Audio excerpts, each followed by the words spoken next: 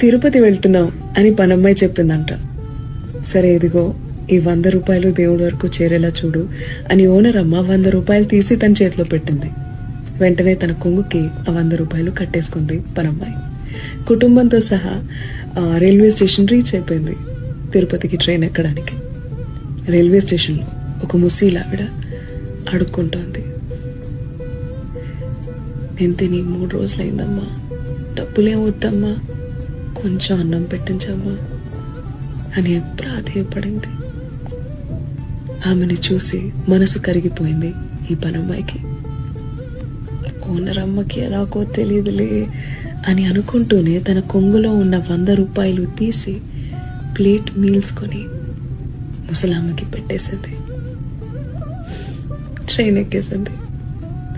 అదే సమయంలో నిద్రిస్తున్న ఓనరమ్మ కలలోకి సాక్షాత్తు శ్రీ వెంకటేశ్వర స్వామి దర్శనమిచ్చి, నువ్వు పంపిన 100 రూపాయలు నా వరకు చేరుకున్నాయి అని చెప్పారట. టక్కని నిద్రలోంచి లేచి ఇంకా అది తిరుపతి చేరుకుని ఉండదే అని వెంటనే పనమ్మాయికి కాల్ చేసింది. పనమ్మాయి జరిగిందంతా చెప్పింది. అప్పుడు అర్థమైంది ఆవిడకి.